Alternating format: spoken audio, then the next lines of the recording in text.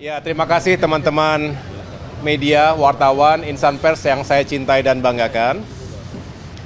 Kami baru saja keluar dari rapat terbatas bersama Bapak Presiden Prabowo Subianto. Saya didampingi para menteri yang berada dalam koordinasi Kementerian Koordinator Bidang Infrastruktur dan Pembangunan Kewilayahan. Hadir Menteri ATR BPN, Bapak Nusron Wahid, Menteri Pekerjaan Umum Bapak Dodi Hanggodo, Menteri Perhubungan Bapak Dudi Purwagandi, Menteri Perumahan dan Kawasan Permukiman ya, Bapak Marwara Sirait, kemudian Bapak Menteri Transmigrasi Bapak Iftitah Sulaiman. Tadi juga hadir Menteri Keuangan Ibu Sri Mulyani, Menteri Dalam Negeri Bapak Tito Karnavian, dan Menteri BUMN Bapak Erick Thohir, juga tentunya Menteri Sekretariat Negara Bapak Prasetyo, dan Seskap Bapak Teddy Indra. Kami secara khusus diundang sambil makan siang memaparkan sekaligus mendiskusikan berbagai isu utama terkait dengan infrastruktur dan pembangunan kewilayahan.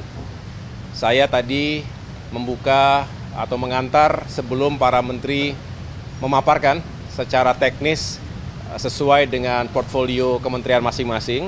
Yang jelas dalam rapat terbatas tadi, Bapak Presiden Prabowo Subianto kembali menekankan pentingnya pembangunan infrastruktur yang berdampak langsung terhadap pertumbuhan ekonomi secara nasional, juga tentunya ekonomi lokal, dan peningkatan kesejahteraan masyarakat Indonesia.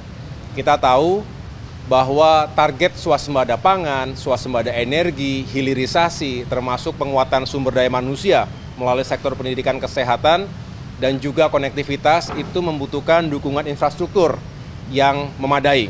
Oleh karena itu, tentu dihadapkan pada efisiensi anggaran, kami juga menyikapi dengan positif bahwa memang perlu dilakukan prioritas yang terbaik untuk mendukung prioritas-prioritas dari Bapak Presiden tanpa mengesampingkan pentingnya perencanaan sekaligus pembangunan infrastruktur yang memang juga penting untuk hari ini maupun di masa mendatang. Oleh karena itu kami tentu semangatnya adalah terus mencari solusi termasuk sumber-sumber anggaran yang tidak hanya bersandar pada APBN atau fiskal kita, tapi juga sumber-sumber investasi yang kredibel, yang sustainable, baik dari dalam maupun luar negeri. Swasta menjadi penting untuk bisa bekerja sama dengan pemerintah agar proyek-proyek infrastruktur tadi bisa dijalankan dengan baik. Ada beberapa hal yang terkait dengan Kementerian Perhubungan. Kita tahu saat ini sudah masuk bulan atau medio Februari. Sebentar lagi kita memasuki bulan suci Ramadan. Oleh karena itu, apa yang kami lakukan selama ini, rapat-rapat koordinasi terbatas dalam rangka mempersiapkan arus mudik Lebaran, ini juga kembali mendapatkan atensi.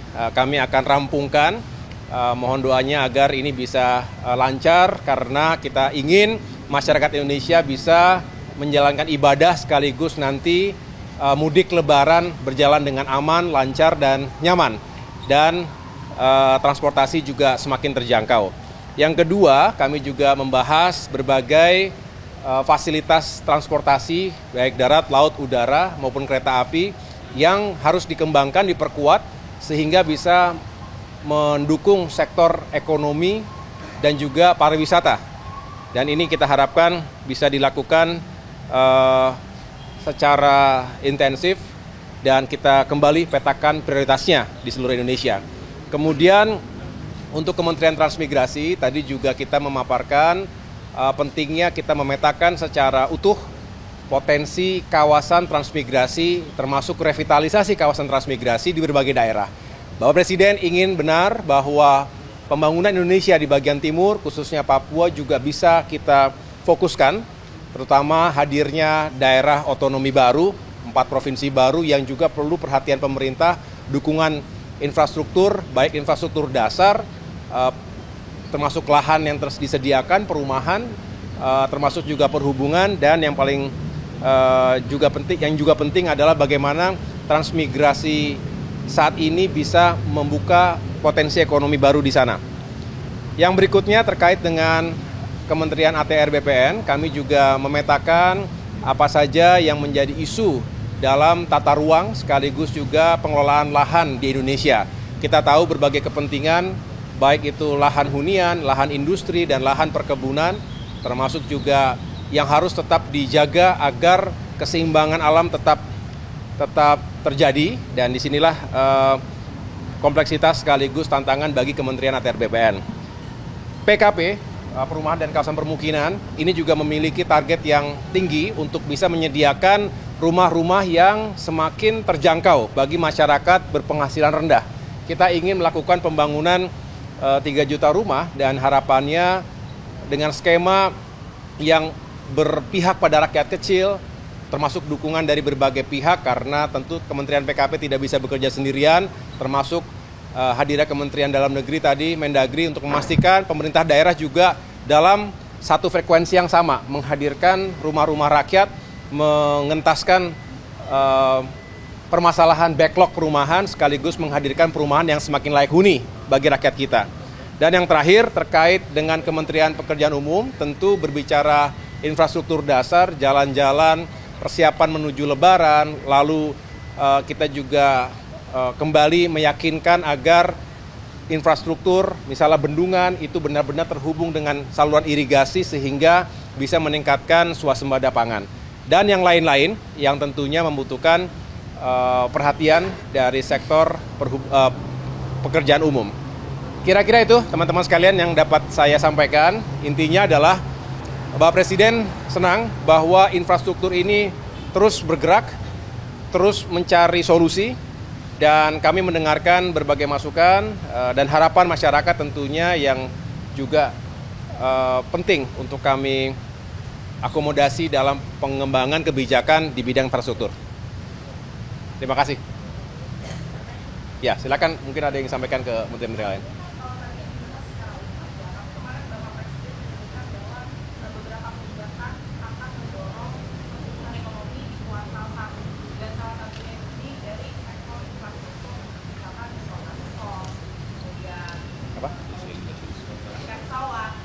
Oh.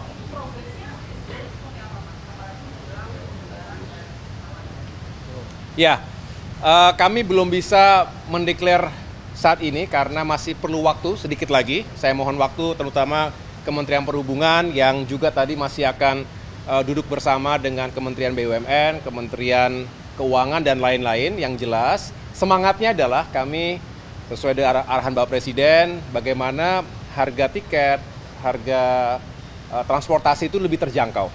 Dan di sini kita menunjukkan bahwa pemerintah berpihak pada masyarakat di saat yang memang sangat dibutuhkan. Kita ingin juga menghadirkan kebijakan-kebijakan seperti tadi.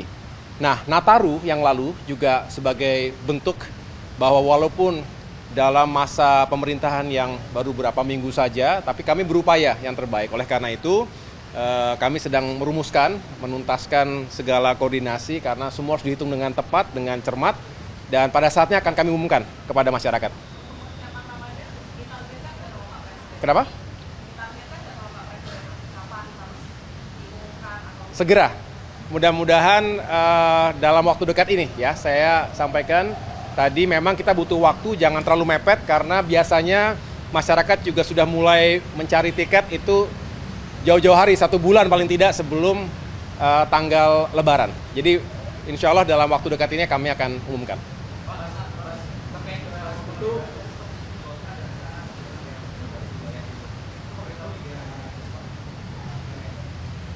Daerah otonomi baru yang dimaksud tadi ada 4 provinsi di Papua. Ada Papua Tengah, Papua Pegunungan, Papua Selatan, dan Papua Barat Daya.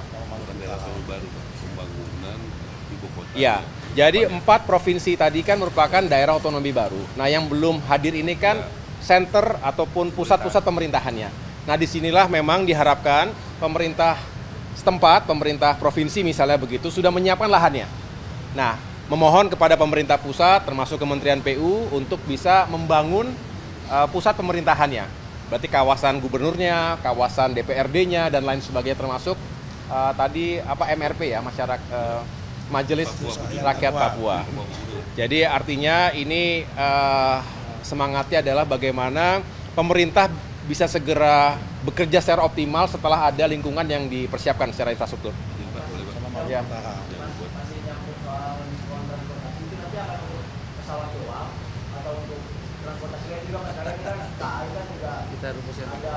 Kita rumuskan itu kan. Saya tebak.